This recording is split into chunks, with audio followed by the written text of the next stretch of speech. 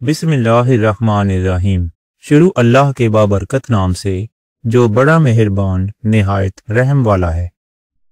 صحیح بخاری حدیث نمبر 121۔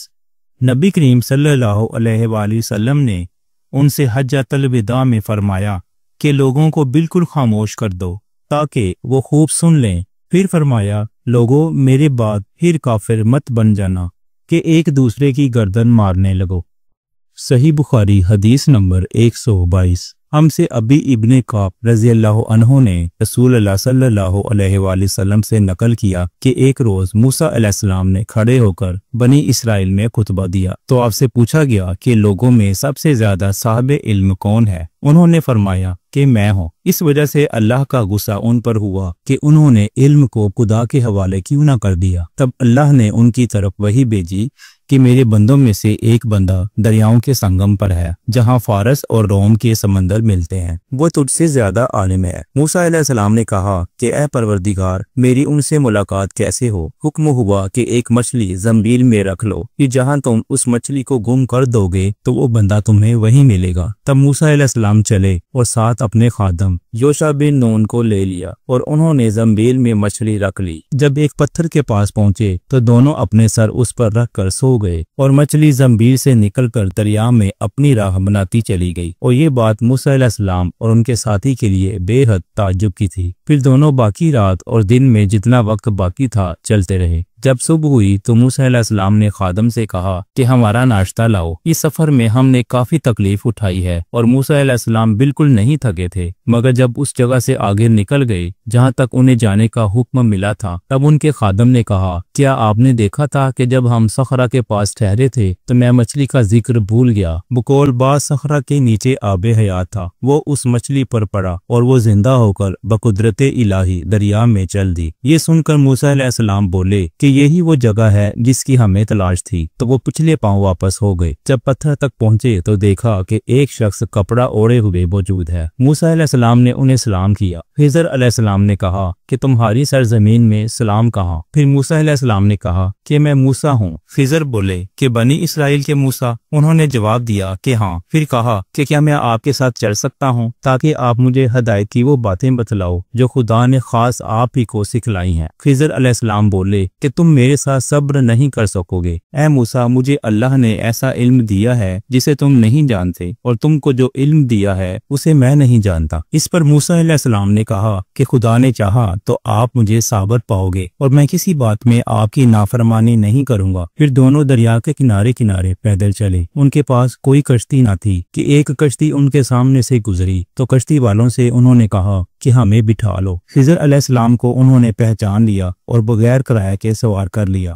اتنے میں ایک چڑیا آئی اور کشتی کے کنارے پر بیٹھ گئی۔ پھر سمندر میں اس نے ایک یا دو چونچیں ماری۔ اسے دیکھ کر خضر علیہ السلام بولے کہ اے موسیٰ علیہ السلام میرے اور تمہارے علم نے اللہ کے علم میں سے اتنا ہی کم کیا ہوگا جتنا اس چڑیا نے سمندر کے پانی سے۔ پھر خضر علیہ السلام نے کشتی کے تختوں میں سے ایک تختہ نکال ڈالا۔ موسیٰ علیہ السلام نے کہا کہ ان لوگوں نے تو ہمیں کرایہ لیے بغیر مفت میں سوار کیا اور آپ نے ان کی کشتی کی لکڑی اکھاڑ ڈالی تاکہ یہ ڈوب جائیں۔ خضر علیہ السلام بولے کہ کیا میں نے نہیں کہا تھا کہ تم میرے ساتھ صبر نہیں کر سکو گے؟ اس پر موسیٰ علیہ السلام نے جواب دیا کہ بھول پر میری گرفت نہ کرو۔ موسیٰ علیہ السلام نے بھول کر یہ پہلا اعتراض کیا تھا۔ پھر دونوں چلے۔ کشتی سے اتر کر ایک لڑکا بچوں کے ساتھ کھیل رہا تھا۔ خضر علیہ السلام نے اوپر سے اس کا سر پکڑ کر ہاتھ سے اسے الگ کر دیا۔ موسیٰ علیہ السلام بول پڑے کہ آپ نے ایک بے گناہ بچے کو بغیر کسی جانی حق کے مار ڈالا، غضب ہو گیا۔ خضر علیہ السلام بولے کہ میں نے تم سے نہیں کہا تھا کہ تم میرے ساتھ صبر نہیں کر سکو گے؟ ابن عیینہ کہتے ہیں کہ اس کلام میں پہلے سے زیادہ تاکید ہے، کیونکہ پہلے کلام میں لفظ لاقا نہیں کہا تھا، اس میں لاقا زائد کیا جس سے تاکید ظاہر ہے۔ پھر دونوں چلتے رہے حتیٰ کہ ایک گاؤں والوں کے پاس آئے، ان سے کھانا لینا چاہا۔ انہوں نے کھانا کھلانے سے انکار کر دیا۔ انہوں نے وہیں دیکھا کہ ایک دیوار اسی گاؤں میں گرنے کے قریب تھی۔ خضر علیہ السلام نے اپنے ہاتھ کے اشارے سے اسے سیدھا کر دیا۔ موسیٰ علیہ السلام بول اٹھے کہ اگر آپ چاہتے تو گاؤں والوں سے اس کام کی مزدوری لے سکتے تھے۔ خضر علیہ السلام نے کہا کہ بس اب ہم اور تم میں جدائی کا وقت آ گیا ہے۔ جناب محبوب کبریا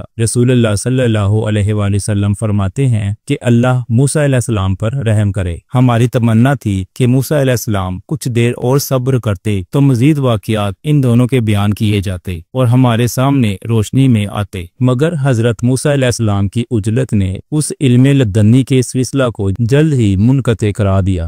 صحیح بخاری حدیث نمبر 123۔ ایک شخص رسول اللہ صلی اللہ علیہ وآلہ وسلم کی خدمت اقدس میں حاضر ہوا اور اس نے عرض کیا کہ یا رسول اللہ صلی اللہ علیہ وآلہ وسلم، اللہ کی راہ میں لڑائی کی کیا صورت ہے؟ کیونکہ ہم میں سے کوئی غصہ کی وجہ سے اور کوئی غیرت کی وجہ سے جنگ کرتا ہے۔ تو آپ صلی اللہ علیہ وآلہ وسلم نے اس کی طرف سر اٹھایا، اور سر اس لیے اٹھایا تھا کہ پوچھنے والا کھڑا ہوا تھا۔ پھر آپ صلی اللہ علیہ وآلہ وسلم نے فرمایا، جو اللہ کے کلمے کو سر بلند کرنے کے لیے لڑے وہ اللہ کی راہ میں لڑتا ہے۔ صحیح بخاری حدیث نمبر 124۔ رسول اللہ صلی اللہ علیہ وآلہ وسلم سے رمی کے وقت پوچھا جا رہا تھا تو ایک شخص نے عرض کیا، یا رسول اللہ صلی اللہ علیہ وآلہ وسلم، میں نے رمی سے قبل قربانی کر لی۔ آپ صلی اللہ علیہ وآلہ وسلم نے فرمایا، اب رمی کر لو، کچھ حرج نہیں ہوا۔